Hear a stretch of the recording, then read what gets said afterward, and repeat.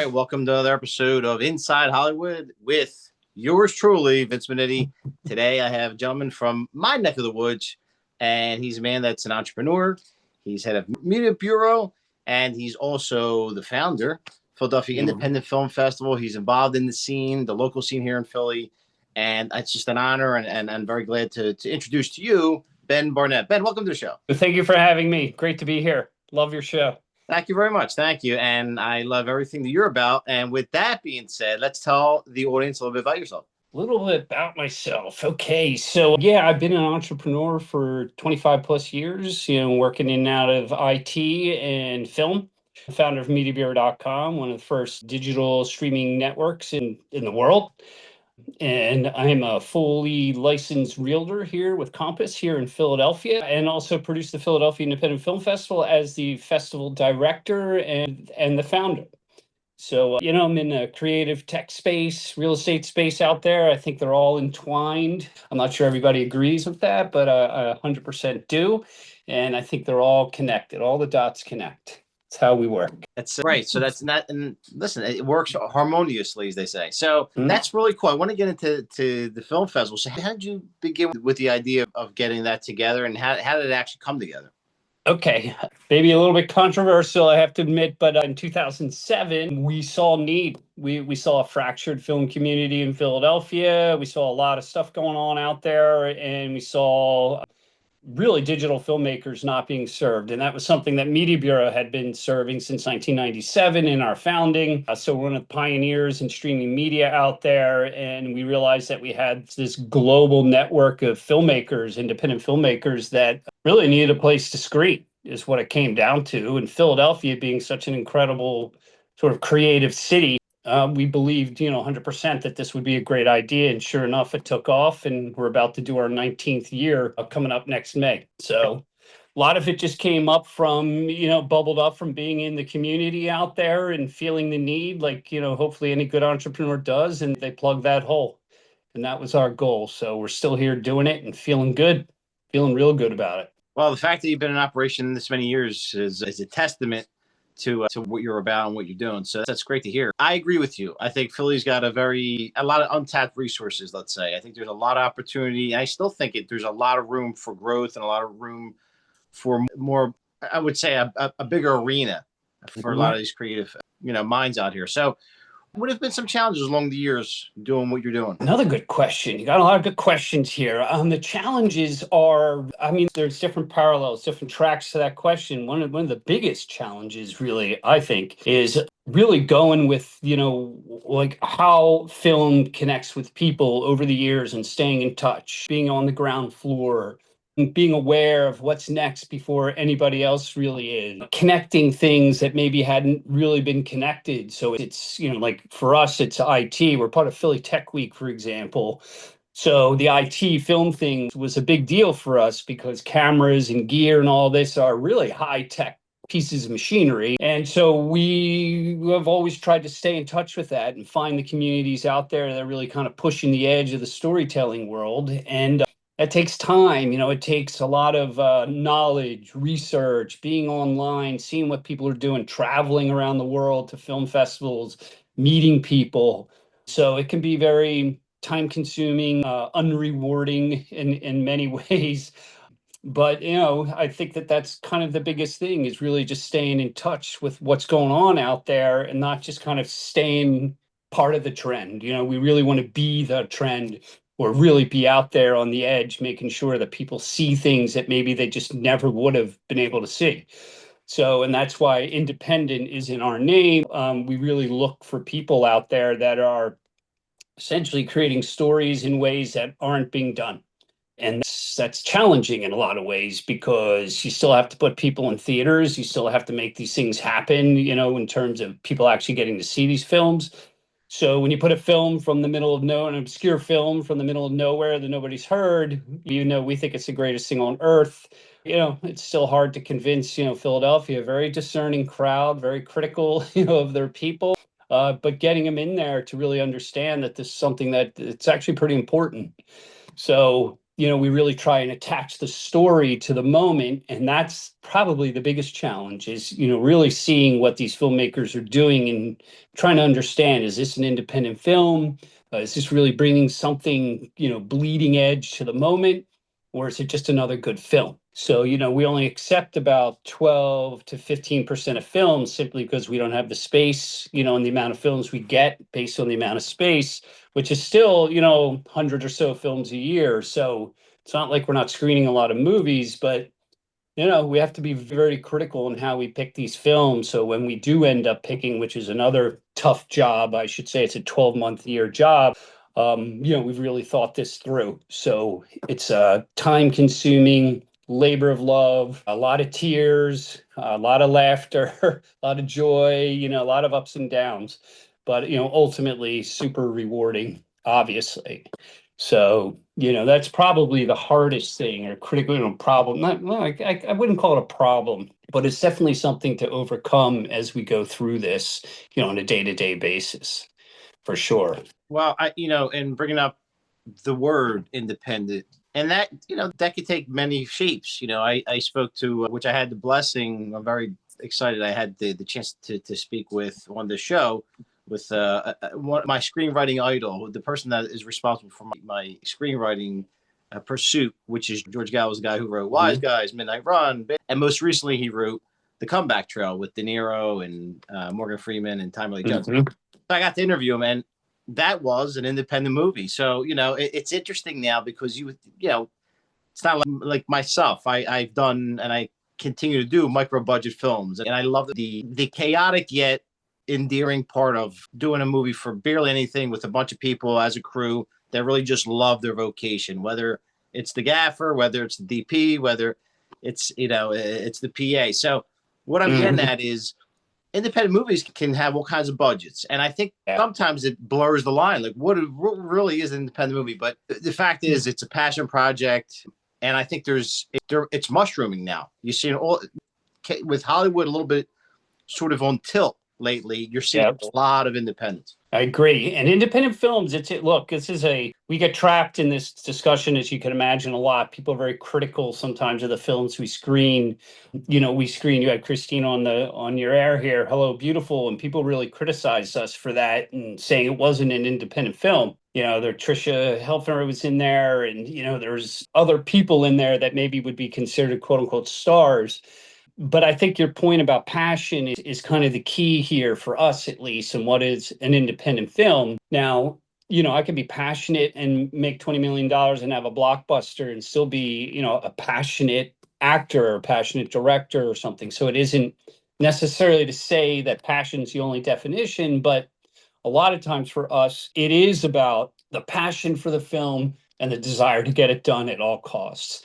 And, at the end of the day, at least from our lexicon over here and where, our perch where we sit, I should say, independence does have a tendency to be in the low budget range. Indie would, as you would call it, is like a $5 million film. But when we're talking independent, it might be $5 million, but it also might be $500. So, the film that we screen, like Hello Beautiful, for example, we screened a local film before that was essentially made for free. That was, a passion project, but really showed an incredible story that I don't think people would have realized was free, as far as the production was concerned. So I think the term independent, from a Hollywood sense means one thing, but from the independent filmmaker sense, I think means something totally different. So, we do see these films come in that are, done as passions that are cheap on the budgets, but everybody's dedicated raw and making it happen. And ultimately what you see is a film that you can feel that energy in it. We know this because we're reading all the, the information around it before we walk in to watch it and screen it. But it really brings, to the head of independent films for us are dedicated filmmakers and people to the craft. And that means if they don't have money, they're still making the movie. So, the Scorseses and Tarantinos and all the famous people out there are dedicated to the craft. Quite frankly, everybody looks up to them from the independent filmmaker's standpoint. But at the end of the day, we don't have those budgets. We don't have those things out there for most people. 99.9% of the people don't have those kind of budgets. So, at the end of the day, I think you're still making a movie, but you're doing it exactly how you would think your peers or your mentors, or your idols would do it. But you're still making that movie and you're beg, borrowing, and stealing to get it done. And when it comes out and you put it into the film festival circuit and people like us sit there in a screening room and just put it up, we don't look at the information. We don't know who's in the film. We don't know how much money it costs or anything like that before we watch the film. So we'll know right away, what's going on in that film. You can tell where people cut their budgets or where people, take this out, they don't have somebody on staff to work lighting or something like this. So that still doesn't make it necessarily a bad film to us. So that's the independent piece I think that we bring to the independent film, is that we're not judging it the same way we would a blockbuster, for example. So we're it's not so much that we'll accept something that doesn't work or whatever, but we'll bring that critical discussion to the table during the screening. Or, if it doesn't get accepted, it's not official selection. A lot of times filmmakers ask us for feedback, which we give. So I think the term independent is very loose for sure. But I think, like you said, the key is the sort of passion in that independence. Like, we have to make this film. It's important. It could be a personal thing, but it's usually, if it's personal, that means it's a broader sense. So people aren't just making it for themselves and then shelving it. But ultimately, independent filmmaking is about the passion and bringing what I think, honestly, is sort of a cutting edge approach to that filmmaking. I would agree, and I like to make the comparison of, like, sports. For instance, I Mhm. prefer to watch college football a lot more than I like to watch Right. professional football. Why? Because they're more hungry. They're not so tainted by all the publicity or the marketing or the dollars. So same Yep. thing with independence where it's at. I think it's interesting, again, like I was just saying, how Hollywood is on tilt. It's given, I think people are just kind of feeling their way around, but streaming, obviously, a lot about that. There's a lot of tension that I just read an article today about how YouTube is becoming like, and we all seen this coming, but it's becoming like even bigger than Netflix. Yeah. And it's become, I mean, they're making, I think they said something to the amount of $1 billion a day. So it's crazy what's going on. And it's well, and that's all independence. That's just people uploading videos that they made last week or something like this. And again, the whole idea of what is a film is maybe even a better question these days than, like, is it independent or not? I think all these content makers, influencers, things like this, people who like essentially make content for a living, for all intents and purposes, in a lot of cases, they're making films. Now, from the definition, of what a movie, a film is, maybe, people would argue against it, but they're telling stories. And that's, I think, the key here that really drives any film, and indie or not, is the narrative and the story itself. So a lot of people, everybody in our world, our society has opinions, they have thoughts, and now you can put them online and create a narrative for yourself. And in a lot of ways, that's just more modern filmmaking. It's not something people had 50 years ago. So they have it now and they're telling their stories. And why is that not a film? I mean, I think people are probably pissed off right now listening to this when I say that. But, at the end of the day, it's to us, at least, it's really about the story. And that's the concept here, is there's a story being told and there's a way to do it, whether it's on YouTube or it's on the big screen or on your monitor or your phone, frankly, it's still a story. So that, is very much how things have gone. And, I mentioned Media Bureau, you mentioned Media Bureau. I mean, we were one of the first streaming media companies, in the country. Certainly we're in the state of Pennsylvania, and, we traveled the world. We were at a convention, the Republican Democratic conventions in 2000, featured in Time magazine. So, these stories, this concept is been happening for 25 years now, minimum. So I think we're kind of past the argument of, if it's not on a big screen in a theater, it's not a film, or it is a film. But, there's an argument to make that getting people into seats is important for filmmaking. So, instead of everybody sitting in their house and not interacting, going to a theater, paying $15 for a small box of popcorn or something like that. I'm kidding, by the way. And yeah, so it's I think we've kind of grown out of the stage where maybe the older generation like ourselves, or myself, I shouldn't speak for you, I'm sorry. is basically saying this is okay. Like, I accept this as a story in a film. I'll watch a microfilm on my phone for 3 minutes and be interested. I want to see the next episode, for example. So I think that's where we're at. I don't see us turning back from it, and I don't see why we shouldn't embrace this, for what it is, which is just wonderful storytelling. And in turn, it's a film. So, and everything's debatable, of course. But also, I think what's important is it's debatable if it's a film that is good or it's a film that's maybe not so good. So, which of course you might agree this is a good film, and I might think at the same film it's terrible. So, at the end of the day, I don't think there's really a definition. I think it's been kind of mashed down and just splintered out there, and really it just kind of strips away the sort of ivory tower, maybe I can say. Not many people got to make films on 16 or 35 millimeter. It just nobody could afford it. I mean, so I can't make films because I can't pay for that. It seemed ludicrous, even before the internet, frankly. So the internet kind of brought it to the front and gave us the ability to tell our stories. And some people do that in a filmmaking or a film way. Others will just do it on narratives, for example, like a podcast like this. So there's different ways that people are expressing their stories. This isn't necessarily a film, but you could take clips of this and put it as part of a film, for example. So I think we're definitely at a point now, though, where filmmaking is just pretty much it's as subjective as you can get. I don't know if we can deconstruct it anymore, to be honest. I'm not sure. I agree with everything you said, Bennett. I still am very traditional in the fact that I'm very much a big fan of the classics. I mentioned it maybe every podcast. One of my favorite movies, Sunset Boulevard. I love the way film was made. I love the way the storytelling was made. So I'll always defend the theaters and the old school way of doing things, and absolutely the old movie stores that I probably knew every one of them in the city when I was growing up. But yeah, especially in Philly. I mean, especially in Philly. TLA is legendary. I mean, this is why we have an annual 5-day event where people show up and sit in a chair and watch a movie for, I think, pretty much what you're trying to say. But there's, again, it came up because people, I mean, every year people ask us this, is this really an independent film? They spent this amount of money or this person's in it. And, what makes this independent? So I don't know if there's ever going to be an answer to that. It's kind of like, what is art, or one of these sort of questions that people ask for forever. So I think that question will always be asked, and there'll be people like myself who run film festivals that have answers for it, and people like yourself as filmmakers that have answers for it.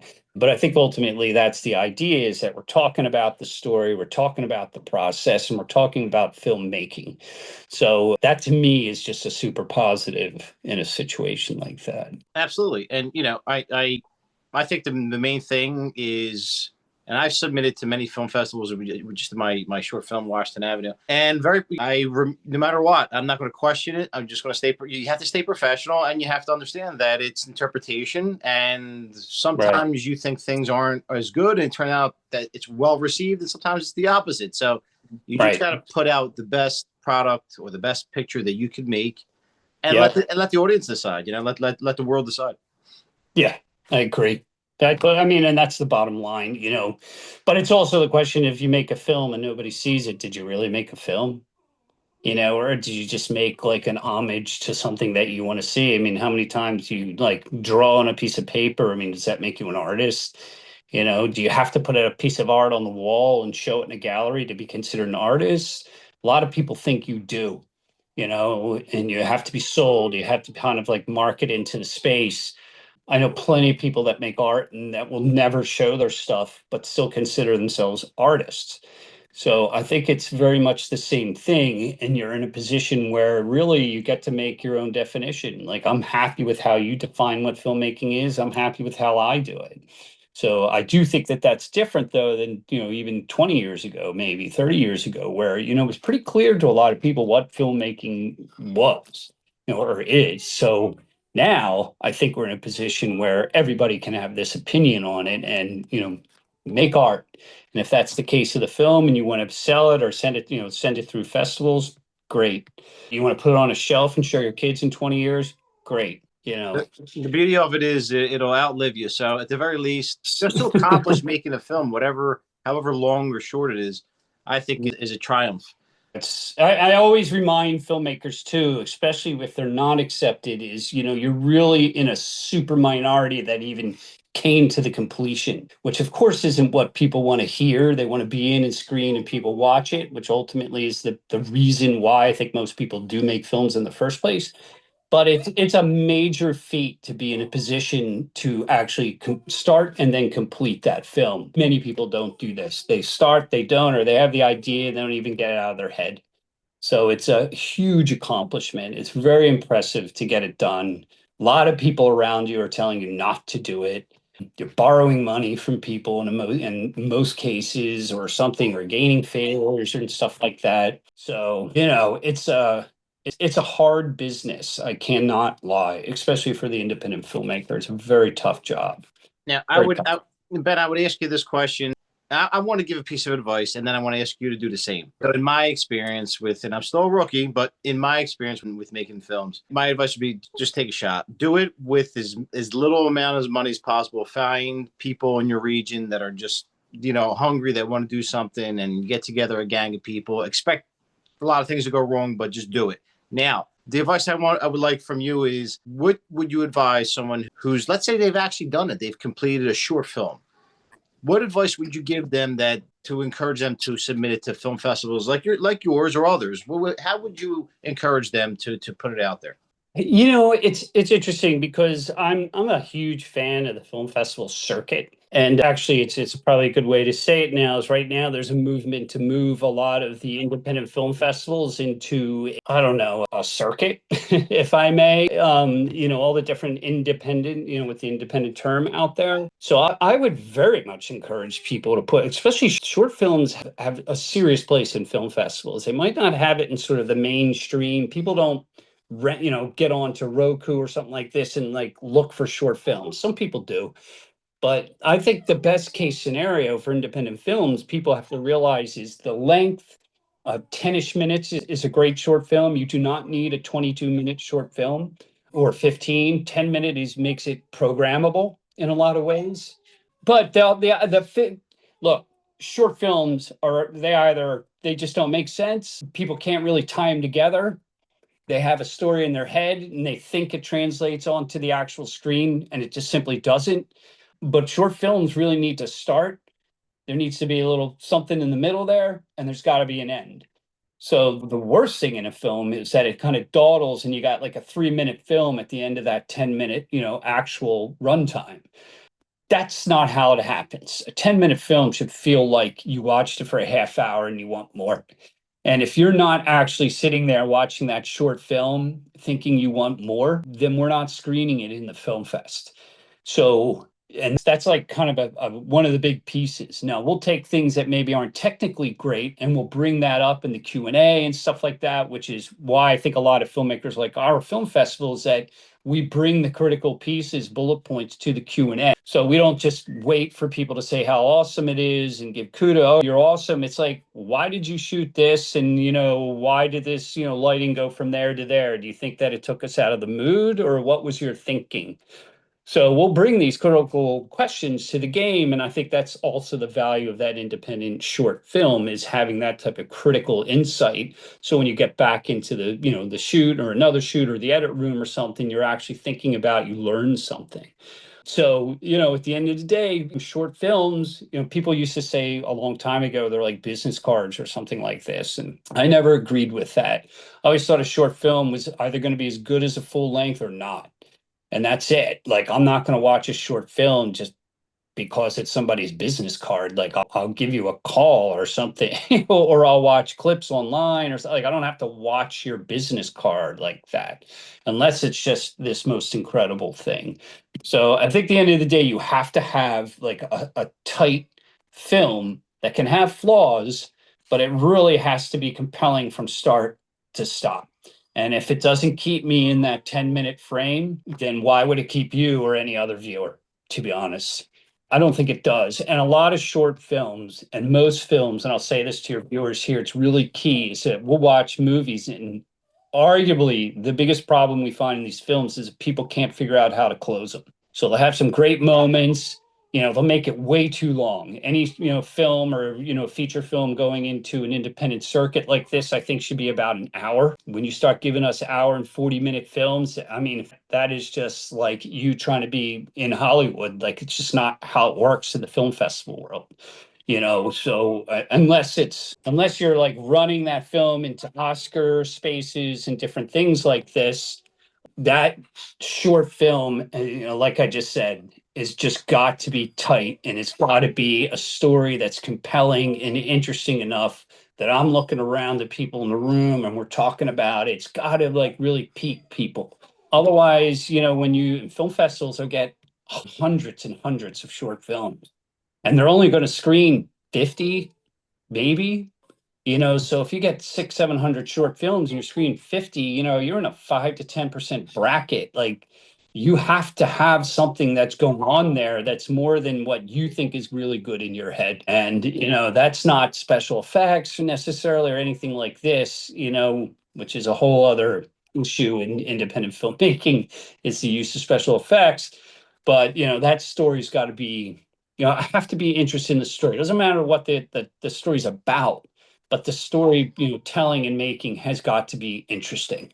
And a lot of times that doesn't translate from the writer to the director to the acting, and the filmmaking back and forth doesn't always work like that. It usually doesn't, actually. I would say the vast majority of times, unfortunately, it does not. Absolutely. And if I had to give anybody any advice, start with the ending first and work backwards. This way you know how it's going to end. All right. Yeah. Well, I don't want to keep you. You've been very generous with your time. You've given us a lot of valuable information, Ben, which I truly appreciate. And I would love to get with you in person sometime soon. But in the meantime, where can we find out about your festival, about you, and everything online? Okay. Yeah, we're at PIFF Films. We're also at Phila Indie, P-I-N-D-I-E, on Instagram. We're all over social media. We also have a live studio on First Friday events. We have open screenings every first Friday down Northern Liberties in Philadelphia. Beautiful 80-seat HD screening room that we built. Private screening room, I should say. So it's like a big edit machine / 4K room. It's a beautiful space. So you can check us out there. First Fridays live. One thing I also want to bring up too before we go is that the film festival launched its own cryptocurrency. So we launched something on the Algorand blockchain called PIFF Coin, which is essentially it's a fundraising tool for independent filmmakers. So we're creating a fund right now for independent filmmakers to apply and not owe us. So, whatever, it's basically a grant-based environment, but there's a community-based model around it. So the community really votes on who to fund. So yeah, I would highly recommend people checking out PIFF Coin online. Go to pifffilms.tv you can find it there. But also First Fridays in Philly in the Northern Liberty section, we are live open screening. So bring your short films down, works in progress, and everybody's there to give you a hard time or show you the love. I'll definitely make it. That sounds great. That's awesome. Yeah, that'd be great to have you. Yeah, absolutely. Well, listen, Ben, it's been an absolute pleasure. You've given us a tremendous amount of insight into your world, and everything you're saying makes a ton of sense. And so Cool. Anybody's watching this, I highly encourage you to please make sure you support Ben and everything that he's doing. I will have links in the description box of everything we spoke about. So this way you can go ahead and easily follow Ben and all his different ventures. And there's always someone looking for that diamond in the rough. And that could be Absolutely. you. So again, Ben, you've been great. Thanks again for joining us. Thanks for doing this. Appreciate you. We'll see you again.